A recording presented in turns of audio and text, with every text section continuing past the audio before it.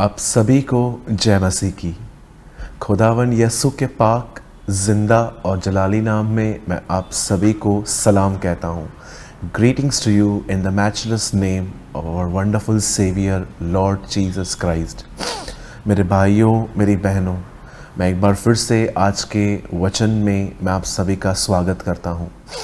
आज की सभा विशेष जवानों के लिए है जो 16 से लेकर 30 साल के बीच में हैं, और मैं बिलीव करता हूँ आज के वचन के द्वारा आपको बहुत कुछ सीखने को मिलेगा और समझने को मिलेगा। बाइबल बताती है कि परमेश्वर ने जब इंसान बनाया तब उसने साफ कहा कि उसका रहना अकेला अच्छा नहीं है।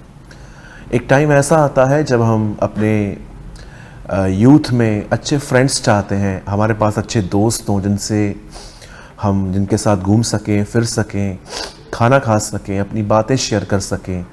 लेकिन आपने देखा होगा कि बहुत सारी दोस्तियां जो हैं आजकल वो एक मतलब के हिसाब से हैं, जिसको मैं इंग्लिश में कहूँगा गिव एंड टेक रिलेशनशिप। कि आप अच्छा चलते हो इसीलिए वो आपसे अच्छा चलेंगे, लेकिन थोड़ा भी आपसे गलती हुई तो लोग आपसे नाता तोड़ देते हैं। लेकिन आज मैं एक बार फिर से आपको एक ऐसे परमेश्वर के लिए बताना चाहता हूँ जो न केवल आपका परमेश्वर है पर वो आपका दोस्त भी है। और मैं जानता हूँ he is our best friend, और वो एक ऐसा मित्र है जो कभी धोखा नहीं देता, जो कभी एडवांटेज नहीं लेता, फ़ायदा नहीं उठाता, जो कभी आपसे झूठ नहीं बोलता, जो सदैव आपको माफ़ करता है। और मैं आपको कहना चाहता हूँ उसका नाम यीशु मसीह है। मैं आपको बताना चाहता हूँ कैसे आप जीसस से एक अच्छी फ्रेंडशिप रख सकते हो। नो डाउट वो हमारा खुदा है, वो हमारा पिता है, वो हमारा भाई है, वो हमारा दूल्हा है, लेकिन एक रिश्ता उसका हमारी मित्रता का है, दोस्ती का है। मैं आपके सामने एक वचन पढ़ रहा हूँ। ये वर्ड यूहन्ना के 15 अध्याय में चैप्टर 15 के 15 में लिखा है। ये आपके स्क्रीन पर है। अब से मैं तुम्हें दास न कहूँगा, क्योंकि दास नहीं जानता कि उसका स्वामी क्या करता है, पर मैंने तुम्हें मित्र कहा है, क्योंकि जो बातें मैंने अपने पिता से सुनी है वो सब तुम्हें बता दी। अगर आप जीसस से एक अच्छी फ्रेंडशिप रखना चाहते हो तो आपको और मुझे इस कमांड को फॉलो करना चाहिए, और वो है शेयरिंग। अपने आप को यीशु के साथ शेयर करना। मैं आपको एक छोटी सी बात बताना चाहता हूँ, एक शॉर्ट मैसेज है ये। बाइबल ऐसा बताती है कि परमेश्वर ने इब्राहिम को चूज किया, और परमेश्वर ने उस पर अपना मास्टर प्लान रिवील किया कि वो उसके वंश में से राजाओं को और अंत में मसीह को लेकर आएंगे। और बाइबल बताती है कि जब इब्राहिम ने परमेश्वर की बातों को सुना और उन प्रतिज्ञाओं को परमेश्वर ने जब पूरा किया, और बाइबल ऐसा बताती है कि एक दिन परमेश्वर इब्राहिम के विषय में ऐसा कहता है कि क्या मैं इब्राहिम से कोई बात छुपा कर रखूं? तो कौन सी बात थी? आप देखते होंगे कि उत्पत्ति के एक अध्याय के अंदर ऐसा बताया गया है कि परमेश्वर उसके पास आता है और इब्राहिम उसे कहता है, मेरे घर आ, खा पी आराम कर, क्योंकि मैं जानता हूं तो उसके लिए ही मेरे पास आया है। और उसके नेक्स्ट चैप्टर में आप देखोगे कि परमेश्वर एक ऐसी कंट्री को एक ऐसी सिटी को तबाह कर रहा है जिसका नाम था सदोम और गमोरा। मैं आपको बताना चाहता हूं उन दिनों में ये एक ऐसा शहर था जिसने गे रिलेशनशिप्स को, लड़के का लड़के के साथ पाप, लेस्बियन रिलेशनशिप को जिसमें लड़कियां लड़कियों से पाप करती थी, और बहुत सारी इमोरल चीज़ें होती थी, बहुत सारी फॉर्निकेशन थी। ये वो जगह थी जहां पर ये चीज़ें प्रमोट हो रही थी। आप जानते होंगे लूत भी इसी नगर में रहता था जिसका नाम था सदोम और अमोरा। जब परमेश्वर ने उनके ये सारे काम देखे तब प्रभु को पता था कि ये एक गैंग्रीन की तरह काम कर रहा है, अगर हिस्से को नहीं काटा गया तो ये पूरा फैल जाएगा। और प्रभु ने ठाना कि वो इस नगर को नाश कर देगा। लेकिन परमेश्वर जानता था वहां पर लूत रहता है, और प्रभु उस नगर को नाश करने से पहले इब्राहिम को सारी जानकारी देता है। उसके बाद इब्राहिम परमेश्वर से बात करना चालू करता है। अगर वहां 50 धर्मी हुए, 40 धर्मी हुए, 30 धर्मी हुए, तो क्या तू उनको क्षमा कर देगा? क्या तू उन्हें माफ करेगा? आप जानते हैं, बाइबल ऐसा बताती है, उस नगर को नाश करने से पहले परमेश्वर ऐसा कहते हैं, क्या मैं कोई बात इब्राहिम से छुपाऊं? आखिर ऐसा क्या था इब्राहिम के जीवन में कि परमेश्वर ने कहा मैं इससे कोई भी बात नहीं छुपाऊंगा? जानते हैं क्या चीज थी? क्योंकि इब्राहिम भी कोई बात परमेश्वर से नहीं छुपाता था। परमेश्वर अपनी चीजें उन्हीं के साथ शेयर करता है जो अपनी चीजें परमेश्वर के साथ शेयर करते हैं।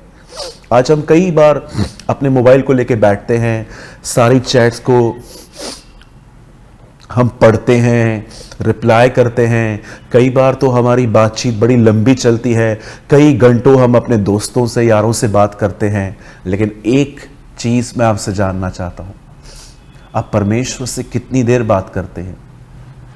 क्या आप परमेश्वर के सामने ये कह सकते हैं, ऐसी कोई बात नहीं है जो आपको नहीं पता, जो मैंने आपसे शेयर नहीं की हो? याद रखिए, यहां पर प्रभु यीशु कहते हैं, यहां लिखा गया है, मैंने तुम्हें मित्र कहा है क्योंकि मैंने तुम्हें अपनी सारी बातें बताई है। मेरे भाइयों, मेरी बहनों, याद रखिए, वचन में लिखा है, मूसा परमेश्वर से बात करने के कारण उसके मुंह से ऐसी किरणें निकलती थी जो इजरायली जिसे फेस नहीं कर पाते थे। आप जानते हो, बाइबल साफ कहती है कि ये किरणें, एक दिन मूसा ऊपर गया और उसके परमेश्वर के साथ संगति और बातें करने के कारण उसका फेस चमक रहा था। और लिखा है, जब वो नीचे आया तो लोग उसको देख नहीं पा रहे थे। ये इसीलिए हुआ क्योंकि उसने परमेश्वर से बातें की थी। याद रखिए, जितना आप परमेश्वर से शेयर करेंगे उतना ही उसका तेज आपके जीवन पर आएगा, आपके स्वभाव में आएगा, आपके चरित्र में आएगा। आज मैं आपसे पूछना चाहता हूं, जितने भी लोग हैं यहां पर, जितने भी जवान मुझे देख रहे हैं, क्या आप प्रभु यीशु से अपनी सारी बातें शेयर करते हैं? जब आप बेड से उठते हैं तो क्या आप शॉवर लेते टाइम भी क्या उससे बात कर सकते हैं? खुदा, मैं आज निकलने पर हूं, मैं दुआ करता हूं प्रभु जी, आज सारा दिन नम्रता से चलने में मेरी हेल्प करना। क्या जब आप ब्रेकफास्ट करते हैं तो क्या आप दुआ करके ये कहते हैं, प्रभु आइए मेरे पास 2 टोस्ट हैं, एक आप लीजिए?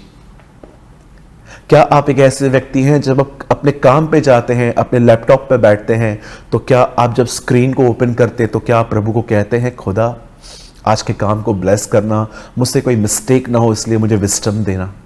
क्या आप एक ऐसे व्यक्ति हैं जब आप ट्रेन को कैच करते हैं तो आप खुदा से कहते हैं, खुदा मैं विनती करता हूं मुझे अंदर बैठने की जगह देना? मेरे भाइयों, मेरी बहनों, हमें से बहुत सारे लोगों के लिए खुदा एक दोस्त नहीं है। हम मॉर्निंग में निकलते हैं, 5 मिनट की छोटी प्रेयर करते हैं, एक कलाम पढ़ लेते हैं और सारा दिन कई बार हम उससे बातचीत तक नहीं करते। ये दोस्ती नहीं है।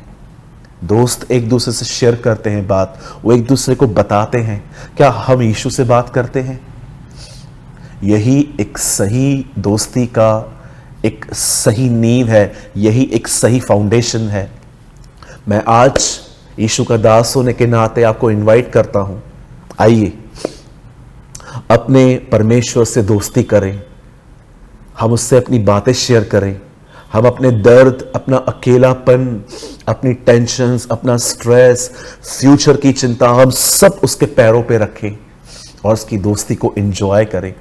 मैं आपको वादा करता हूं, मैं जानता हूं आज बहुत सारे जवान हैं जो अपने आप को अकेला या ऐसा फील करते हैं कि कोई उनकी कदर करने वाला नहीं है, कोई उनको सहारा नहीं देता, कोई उनके अकेलेपन का साथी नहीं है। ये एक गलत सोच है, ये हमारी थिंकिंग है। शैतान यही चाहता है कि हम इसी तरह सोचें। पर मैं आपको बताना चाहता हूं, जितने भी लोग मुझे देख रहे हैं, मैं जानता हूं आपकी आंखों में पानी होगा इस समय, क्योंकि आप कई बार ऐसा सोचते होंगे कि मुझे बहुत कुछ शेयर करने के लिए है पर मुझे कोई सुनने के लिए नहीं है।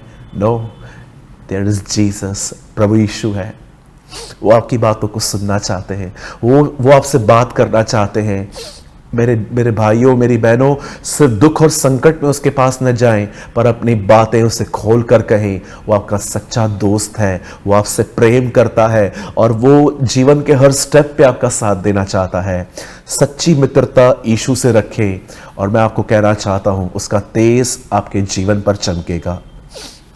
एक और चीज जो मैं आपको कहना चाहता हूं, हम कैसे यीशु के साथ और एक घनिष्ठ संगति और दोस्ती रख सकते हैं, इसके लिए मैंने एक आर्टिकल बनाया है और आप चाहते हैं कि वो आर्टिकल आपको मिले। हमने वो आर्टिकल 2 लैंग्वेजेस में लिखा है, हिंदी एंड इंग्लिश। आपको जो कोई भी लैंग्वेज चाहिए, आप हमें इस नंबर पे अपना नाम, शहर का नाम और आर्टिकल किस लैंग्वेज में चाहिए आप हमें भेज सकते हैं। ये नंबर है 9822170886 और आप यहां पर व्हाट्सएप करिए। हमारे एडमिन आपको इस आर्टिकल को भेज देंगे। और मैं बंद करने से पहले फिर से कहना चाहता हूं, यीशु आपका सच्चा मित्र है। खुदा आपको बरकत दे। जय मसीह की।